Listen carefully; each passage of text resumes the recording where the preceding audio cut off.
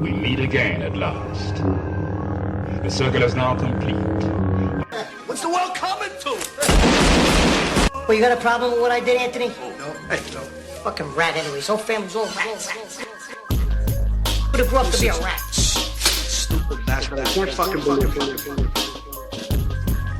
Gee, I'm real sorry your mom blew up, Ricky.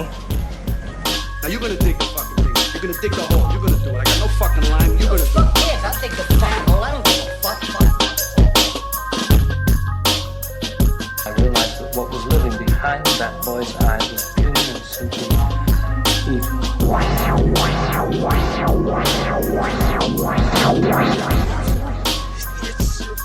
Jesus Christ. Mister, you okay in there? Let's visit coffees around here someplace. Have you any idea what the cost of your actions is? What their effect might be? Or are you to give them hope? What do you give them? We give them happiness. And they give us authority.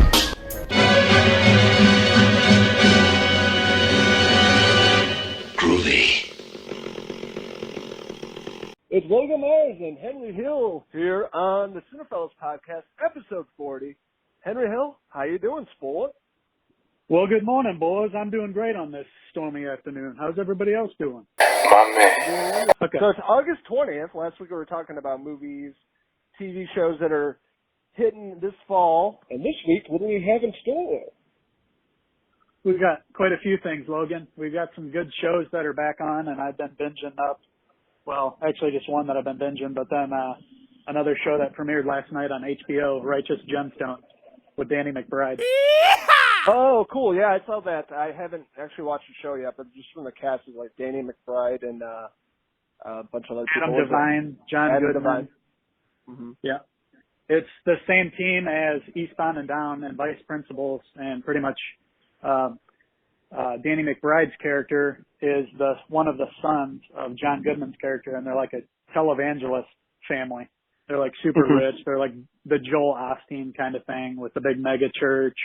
And, you know, they're just loaded. They have their own private jets and mansions, and it just takes a look at their family.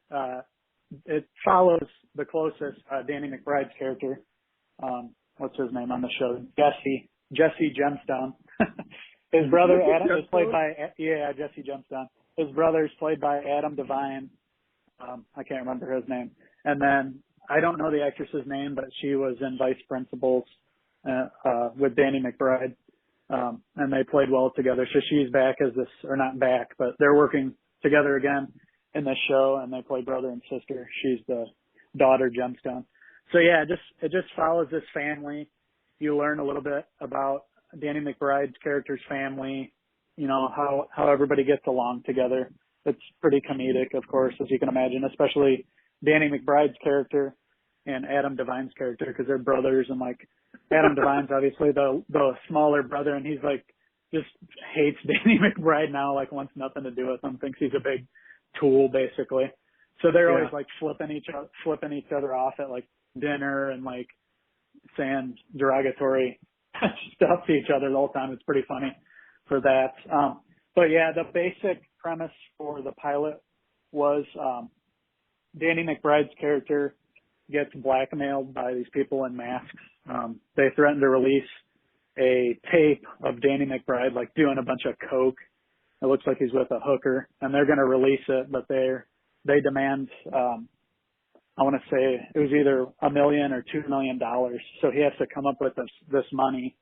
Otherwise, this tape's going to come out and like ruin his family, basically ruin the whole Gemstone dynasty. So that's the basic plot. It was really, really awesome pilot. This show is going to be awesome if it's the first episode is any indication. So definitely watch that one. And it'll come on every Sunday. Is David Gordon Green, is he like directing that, or you said the team that did Eastbound and Down? I thought he wasn't David Gordon Green attached to that? Yeah, it's David Gordon Green and Jody Hill, and then of course them with Danny McBride have made all these shows like Eastbound and Down, Vice Principals. They've done the movies together. Well, yes, they're all back. The same team's back. I'm not sure who directs every episode of Righteous Gemstones, but Danny McBride wrote, produced, and directed the pilot episode. God damn. And of course starred in. So yeah, it's like his thing. It's really good. Some smart humor. I was cracking up. It's just a really good show. So definitely check that out. Yeah, I've seen a few pictures they released, like the family portrait of all them. Yeah. And John Goodman. And it reminds me of like growing up in Rochelle and going to like a Baptist church. I don't know why, just like their clothing and just seem like people that I grew up with, you know, going to church. So it's definitely seems like a funny take on that. It's done in a cool way too. Like they kind of make fun of the like flashiness and like the dress, you know, how everybody dresses and things like that. But they never attack. They don't attack like religion directly, which is cool. So like even if you were somebody that, you know, went to church and stuff and believed and all that, like you wouldn't be offended. They're just like making fun of like the obvious like televangelist greed and they just make fun of that. So it's a smart comedy for sure. Well done. I posted a few things on our website today. And then over the weekend I posted that interview I did with Nick Ham about that film Driven. He directed, starring Jason Sudeikis, Lee Pace. So if you guys haven't already, check it out. It's on our YouTube channel. And then I obviously posted our podcast over the weekend too from last week. Got some good hits on that. A24 dropped a new trailer and poster for The Death of Dick Long, and I actually have not had a chance to watch it yet, but it had posted on our website. Oh, cool. Yeah, I saw it pop up there. I didn't know what the hell it was about though. But A24, they deliver frequently, so I'm in already. Yeah, so basically from what they're putting out about the movie, it's a screenplay by Billy Chu, director Daniel Scheinert. Basically the Swiss Army Man duo are back making this new film. And it balances hilarity and heartache of what happens when dark secrets are dragged kicking and screaming into the light. So just from the poster alone, it looks pretty entertaining. It looks like fireworks are coming out of this guy's dick. Wow. Film. Yeah. So it's the guys that did the Swiss Army Man with Daniel Radcliffe and I know. I never got a chance to see it, but that reminds me. I should definitely find it. Yeah, I downloaded it a while ago, and I just never got around to watching it, but it's supposed to be fantastic. A lot of people like it a lot. Mm-hmm. And it looked pretty weird, so it already had my interest, so I have to get around to watching that before checking out the new film, The Death of Dick Long, or Richard Long. Richard, I didn't know you were a dick. Easy there, sport. Eggplant emoji. TV show we could talk about. I'm 6 episodes into the new season of Mindhunter. It's been utterly fantastic. I was watching it last night. I started falling asleep because it was Monday. I was exhausted. That's like the same exact thing that happened to me. I got like 20 minutes in and I passed out. I was actually watching it right now, right before I called you. So yeah, it's really good. It's sometimes like some episodes is like a slow burn. So if I'm like chilling out in bed, I'm like I start nodding off. Not saying that it's bad or anything. It's just slow building up the story, and it's just like me being relaxed. I'm like, shit, I'm gonna fall asleep. Right. Yeah, that's understandable. I know what you mean. Yeah, it is. David Fincher, of course, from the mind of David Fincher, he always, he likes a lot of dialogue and like the acting between the two people on screen. Like he focuses a lot, on the relationships and stuff. He doesn't give you action all the time, but when the action kicks in or like the horrific scene like kicks in, like it really gets to you. It affects you. Unlike some shows where you just don't care. You're invested in the show for sure in these characters. Really good writing. I will say that. Just the characters alone. Jonathan Groff playing Holden Ford. He has this like huge panic attack at the end of last season, having to do with the serial killer that they're talking to. And then you have Bill Tench, which is played by Holt McCallany? I don't know how you pronounce it. Yeah, I think so. McCallany. Yeah, I love these guys. I mean, they have really great chemistry together. You have the older guy, which is Bill Tench, who's been with the FBI for a while. You have the younger guy that's Holden Ford, and he's really, really talented. He's good at being a profiler and talking to serial killers, getting into their minds, trying to find their motives. It's just really great chemistry between these two guys at different ages, different, they grew up at different backgrounds and things like that. And it's really fantastic this season, introducing the son of Sam, and you have Charles Manson. It's really cool seeing those characters brought back to life, and it really the son of Sam looked amazing. They looked so close to the actual person. I haven't got to the Manson one yet, but I know the Son of Sam. I was like, damn, that looks exactly like the Son of Sam. It was creeping me out. I'm like, he looks exactly like David Berkowitz, like from watching Son of Sam, the Spike Lee movie back in the 90s. Yeah. I'm like, it looks exactly like him. Whatever actor played Son of Sam and Mindhunter did a really great job. Obviously, they probably did some prosthetics and makeup and things like that, but he looked really good and really creepy at the same time. And, you know, them questioning him and, you know, the whole story was like dogs were telling him to kill people. It was like a demon. And then in Mindhunter, they're like, no, it's all bullshit. You're watching a horror movie and made all this crap up. So I thought that was kind of cool how they threw that into the story. And then having Dr. Wendy Carr back this season, played by Anna Torv.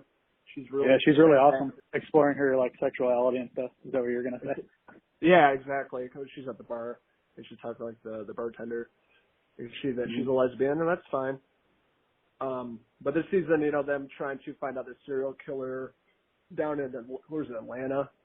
Yeah, and trying to figure out what's happening exactly. There's kids that are going missing and dying, and it has to do with Bill Tench's son finding out they find a body, and it's going back to Bill Tench's, and he's like wet in the bed, and it just seems really suspicious. Something's up with him, and that's basically where I left off with the show. Is like Bill Tench and his wife taking their kid into the psychiatrist and like talking, and he's all messed up in the head. Basically, I haven't got that far, sport. Oh. Yeah, it's not going to spoil anything. It's just like them talking to their kid, and he's all messed up. So that's all I'll say about that. Really fantastic season so far. I can't wait to watch the last 3. Hopefully tonight and tomorrow I'll finish it off and then review it. But really good storytelling, great acting. It has that dark atmosphere that David Fincher likes to utilize. It definitely, you know, feels like in the realm of David Fincher in terms of the character development story. Definitely. It definitely feels like classic Fincher.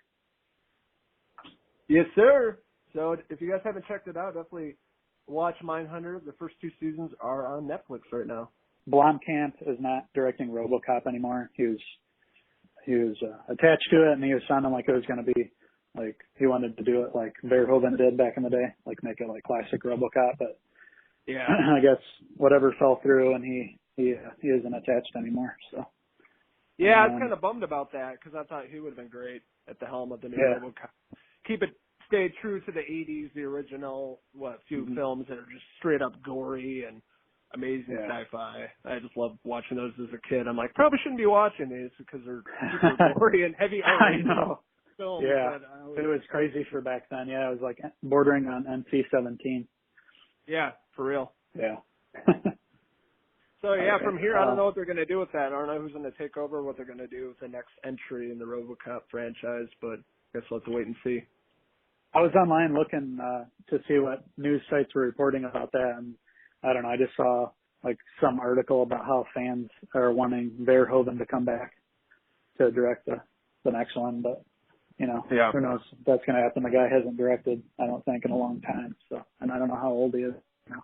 Yeah, Disney announced that they're doing the live-action version of The Lady and the Tramp, which I'm like, okay, so they're going to do this with every cartoon that we grew up with. It's going to be live-action, basically. I think they are. Yeah, after these couple over 1 billion. Yeah, they're just going to milk it and milk it and milk it. Yeah.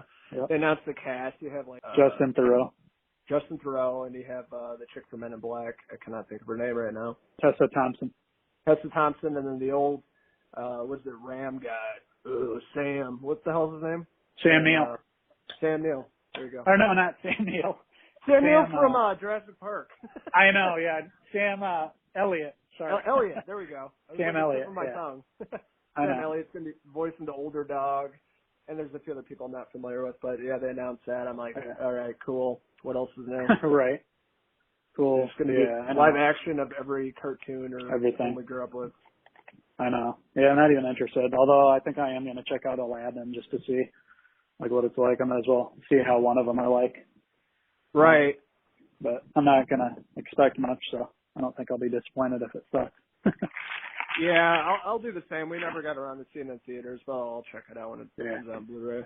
I was just going to say that the announcement of they had at PowerCon, Kevin Smith is going to be executive producing and is going to be the showrunner of Netflix's Masters of the Universe Revelation and it's basically what they're saying is going to be a direct sequel to Film Nation's Masters of the Universe. And I grew up on Masters of the Universe cartoon, and then the Dolph Lundgren movie, like back in the 80s. Was awesome. It was. Wasn't Skeletor like who's that actor? Frank Langella. Yeah, I think yeah. That was pretty cool. Yeah, I remember that from the 80s. I'm sure if I watched it now, I'd be like embarrassed, but it was cool for back then. Yeah, it was. Like, I remember watching it being like really creeped out by Skeletor and like all the monsters they had and using practical effects. They're creepy looking. I think Courtney Cox that was in that? The female actress? I want to say, yeah, I think so. Pretty sure. She was like real young back then. Yeah, she was. Way before Friends even. Dolph Lundgren comes in. I will break you. Yeah, they dub English because he's really Russian, like in Rocky IV. He's like, I'm actually from Chicago. Right. Give me 2 That'd be hot dogs funny. over here. He's just a suburban dad after all. He just made it all up. I wanted to mention I had missed Brightburn in theaters a couple months ago whenever it came out. And overall, I thought it was pretty good. I mean, after I got done watching it, I wasn't like, this is awesome, but I also, didn't feel like it was a waste of time. So, what really was awesome about it were like the more horrific scenes because, this little boy's got magic, superpowers, and then he starts like abusing them. So you see some pretty brutal shit, like, somebody gets like their body like ripped apart and, shit. Yeah. It gets a little horrific towards the end, but overall, all right. I mean, I wouldn't buy it or anything, but I like those kind of scenes. They built up some tension, and then you get to see the little kid go crazy with his superpowers, kill a couple people. Yeah. That's definitely sparked my interest. I have not seen it yet. It came out today on Blu-ray and Steelbook, and or not Steelbook, but just 4K and Blu-ray. And I was thinking about just blind buying it because I don't know. I thought it would be pretty good with gun attached to it. But from what you're saying, maybe I should save the money and just check out like a digital version of it, download it or whatever. I mean, if the artwork for the Steelbook is awesome, I'd say go for it. But I don't know. Me personally, I'm not going to go out and buy it. It's cool. I'm good seeing it once. Okay. Had some cool parts, but nothing too memorable. But I think you'll probably enjoy some of it at least. My man. Okay. Yeah, so maybe I'll just check out like digital version of it and not buy it because it's like 4K is like $35. So I'll save the money. I got bigger releases coming out that I'd rather spend my money on, but I'll definitely check it out just to watch it. Speaking of Blu-rays and 4K releases, they just announced yesterday, A24 again, one of our favorite companies, Midsummer. A24. Yep, A24. Shout out to those beautiful, lovely peeps. You guys are Midsummer. awesome. Love all your movies. Yeah, me too. Everything they put out just like original, unique, and definitely sets them apart from other, companies, production companies, movie studios, and things like that. They definitely support the artist. They support the artist and release some really cool films. So very unique stuff. We need more of that in Hollywood these days. We need more unique filmmakers and studios instead of rebooting and doing live action bullshit. That's not original. It's just lazy. Right. Exactly. But my second favorite film of the year, Midsummer, which I reviewed on our YouTube channel. Number 1 to be Avengers Endgame. Number 2, Midsummer, because I absolutely loved it. Creepy as hell. Yes. And that's hitting digital and on demand on September 24th. Followed up by a Blu-ray and DVD release via Lionsgate. Are going to be putting that out on Blu-ray and 4K on October 8th, just in time for the Halloween season. Oh, our favorite time of year, boys. Let's go. Spooky!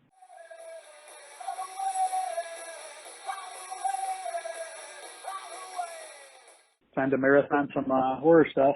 We'll be checking out Creepshow. I think it's supposed to drop around Halloween, isn't it? I want to say it is. It's definitely in the fall time. I'm pretty sure October for it's gonna be hitting Shudder, right? Shudder, yeah, I think so. Yeah, I love the first 2 films, Creepshow, so it's gonna be cool. Greg Nicotero's, attached and creating all these monsters, and there's a bunch of horror actors and directors and people that are part of the new show. So it's pretty exciting to see what they're going to do with that. Yeah, I saw a news story that Tom Adkins wants to play a character in the second season. He wants to like return to that universe. He also had mentioned that he loved a cameo in one of the new Halloweens, but I mean, he hasn't talked to anybody about it. It's just like a personal wish, you know. That'd be so awesome. Like him and Carpenter working together. And like, honestly, he was my favorite actors to work with.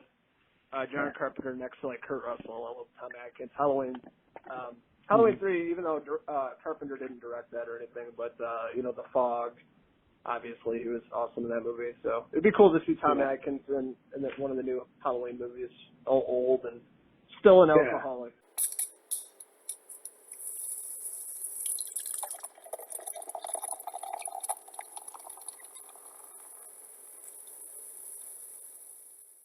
Yeah, there's got to be a cool character that he would make for an awesome cameo. I'd be down for that. Man, that's just talking about those, you know, Creep Show and Halloween makes me really anticipate vengeance on the horror this Halloween, you know. Pretty much September on. That's when I'm starting to think Halloween, so yeah, cool. Like September 15th all the way till the end of October, early November. Straight up horror movies, man. I can't wait. I know. I'm gonna try to watch some of the ones that I didn't get a chance to last year that I wanted to. I didn't get to do Season of the Witch. I usually skip, so you know, I'll watch a movie or two, and I'll skip a few years and then watch them like, you know, Halloween after the next, just to, you know, just so it's not so fresh, so I can kind of forget about it and then watch it, you know. Watch it as a spectator just going in. So yeah, I'm looking forward to that. And I really meant to watch The Thing. John Carpenter's The Thing last Halloween, and I never got a chance to either. So really looking forward to watching that. It's definitely way up there. Yeah, for sure. Yeah. I had like a list of like 40 or 50 movies to watch like during fall last year. And I only got around to like 20 of them. So there's a lot of movies I didn't get a chance to watch, but we'll be watching this year and hopefully doing a bunch of reviews for 31 Days of Horror. So they're coming out. Yeah, you posted today on our social media. Coming to America 2 is definitely coming out. It's definitely happening. August 7th, 2020. The sequel to the great 80s film Coming to America. We have Eddie Murphy, Arsenio Hall, and now Tracy Morgan is the latest actor to be added to the cast. How do you feel about that, Sport? That'll be awesome to see Tracy and Eddie Murphy working together. They're both obviously legends of comedy. Tracy Morgan, like the new, you know, like this generation's like one of the bigger comedians. Always funny. Yeah, that'll be awesome. Like, I mean, there's got to be an awesome character for Tracy Morgan, you know. And yeah, I need to go back and watch the first one. It's been a long time since I've seen it, but it was definitely a classic film from that time. So I'm pretty excited that they're doing a sequel, and everybody's returning. James Earl Jones is back. And he's still alive. I know. Yeah, I know. It's crazy. What is he now? He's got to be pushing 90. Yeah, he's got to be up there, man. He was like acting in the like 60s, 70s, 80s. And he was in his 40s back then, at least. I know. He's got to be getting up there. But yeah, I'm really excited about that. We have like an advanced screening of it at McDowell's. Oh, no way. Awesome. No, I was kidding. Like from the movie McDowell's. McDonald's. McDowell's. Jack Black McDowell. McDowell! Moving on from here, this morning I also posted Niall Fortner's video. He went to the Norton Museum of Art. They were showcasing a bunch of movie posters. It was an exhibit including like King Kong, Singing in the Rain, a bunch of cool old movies down in this museum in Florida, West Palm Beach. So it's a really cool video that Niall put together, compiled, and it's on our YouTube channel. So if you're interested in, you know, movie posters and history and cinematic history, definitely check out that video. And if you're in the Florida area, go to the museum, Norton Museum of Art.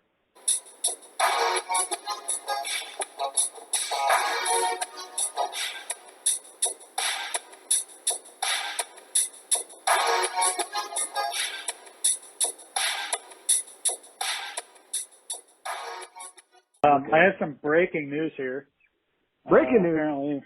Breaking news. Apparently, the new James Bond film has a title. The 25th, it's the 25th film in the franchise, and Bond 25, which was the working title, now has a real title, and it's 007. Well, I don't know if 007's in there, but it's No Time to Die. No Time to Die? The next one's going to be called No Time to Die. Yep. Looks like So they what had the a hell little are they gonna do? announcement video announcing it. So. Yeah, is it Daniel Craig playing Bond this time? Yep, we have Daniel Craig's going to play James Bond. Ray Fiennes is back as M. Leigh Seydoux, who is Inspector, she is back. Moneypenny, the actress that plays her, is back. So is Ben Whishaw.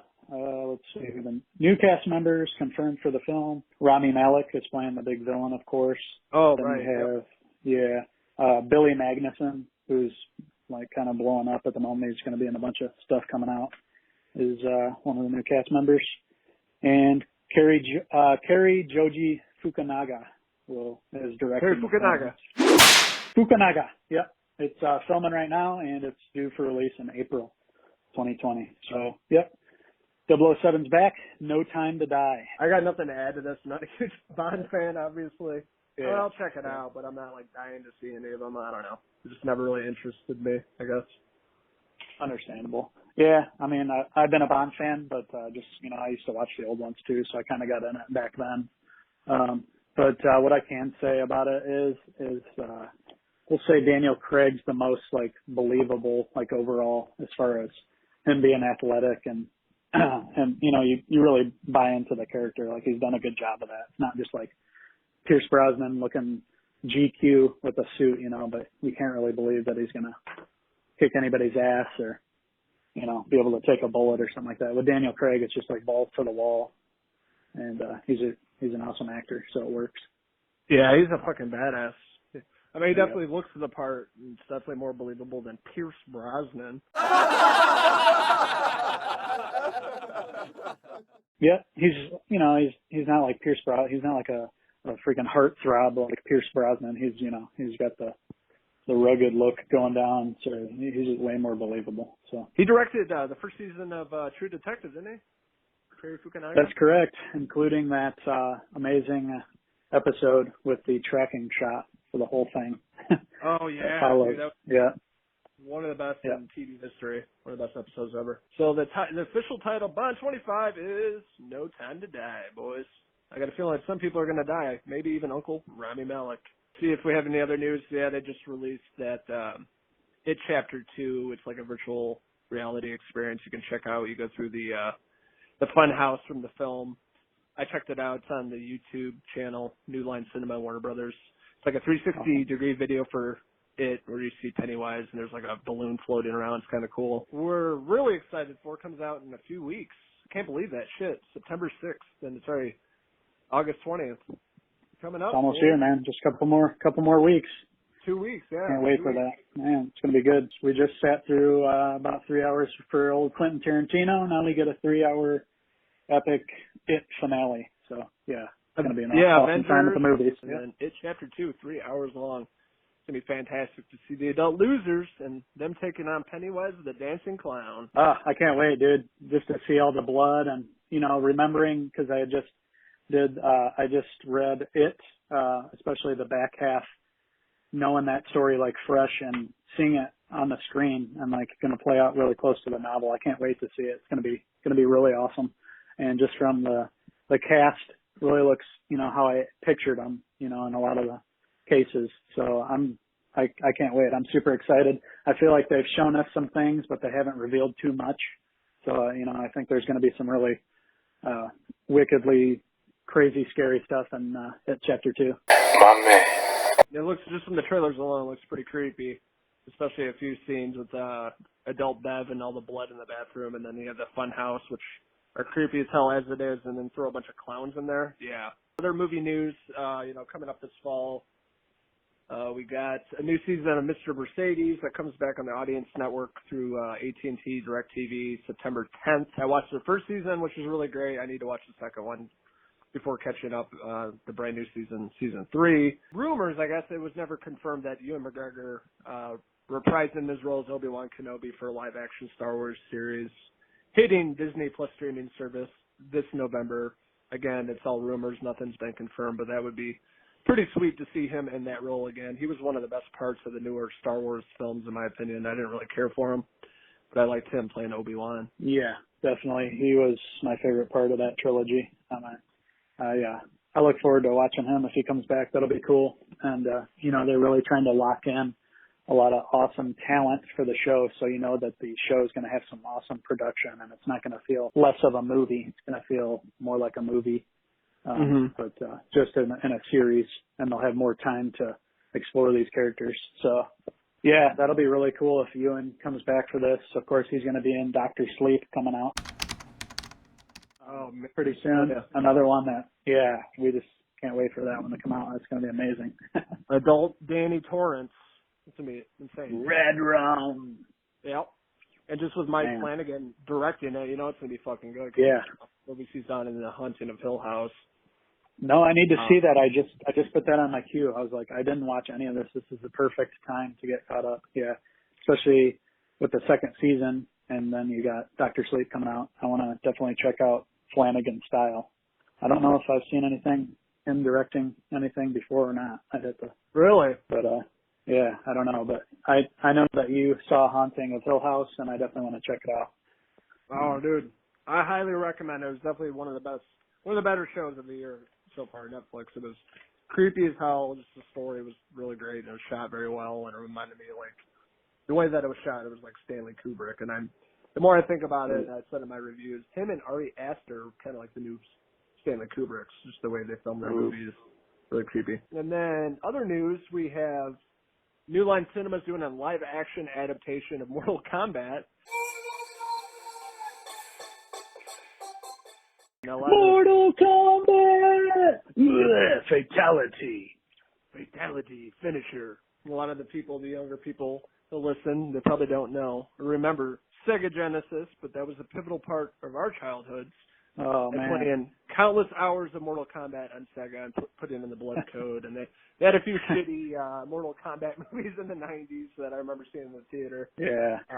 They're all pretty forgettable, but they have a new movie coming out in 2021, and James Wan is, not sure if he's directing it or producing it. But producing, yeah. Yeah, he's attached to it, so it'll be interesting. Seeing that, and they've cast a bunch of people. They have, like, the actor Ludi Lin is playing Liu Kang, and then we have a bunch of other actors playing Raiden and other characters from the video game. Yeah, I'm willing to give it a shot.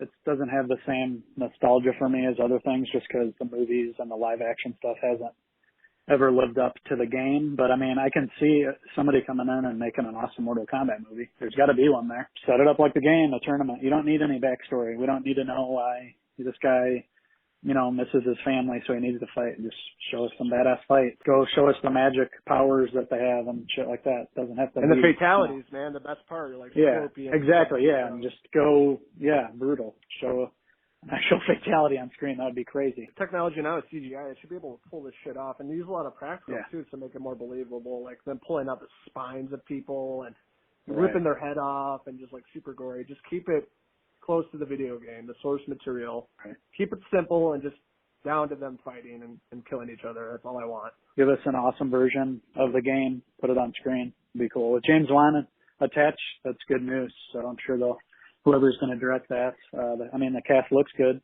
We don't need any big name actors for this. Just get some actors that can pull off the karate part. Maybe get one big star for it, and that's all. That's all you need. So. Yep. Cool. Mortal Kombat movie. Submitted for your approval of the Midnight Society. I call the next story, Are You Afraid of the Dark? Returning to Nickelodeon this October.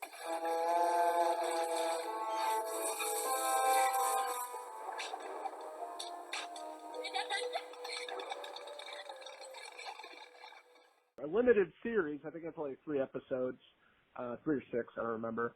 Is returning to Nickelodeon, yet another pivotal part of our childhoods growing up watching Are You Afraid of the Dark on Saturday nights on SNCC, Saturday night Nickelodeon. Man, those are the good old days. So the show's returning, and I'm really excited to see what they do with the new story and the new Midnight Society, a bunch of new kids.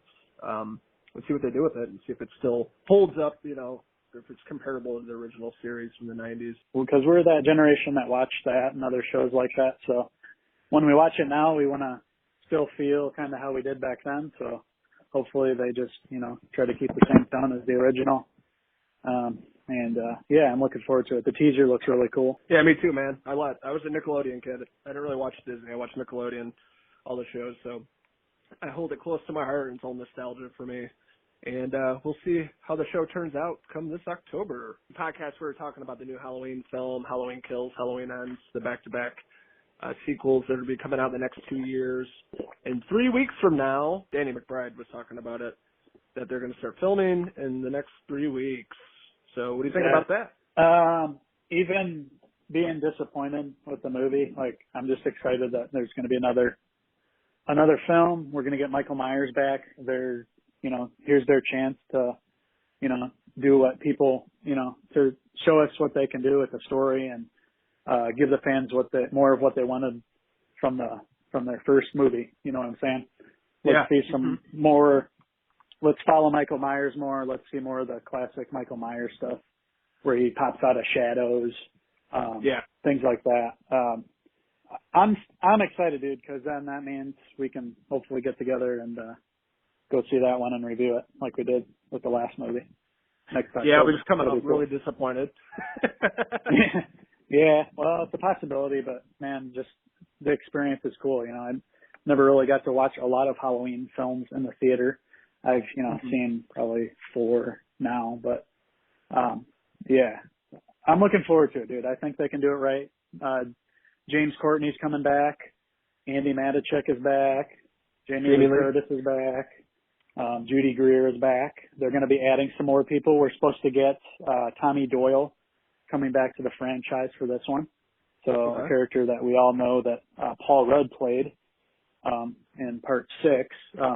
They've already reached out to him, and I don't think it's going to work filming-wise for Paul to join again. It would have been really awesome if Paul Rudd was back in it. Yeah, but they had 2 different timelines, though, because he was in the Thorn trilogy, which is part 6.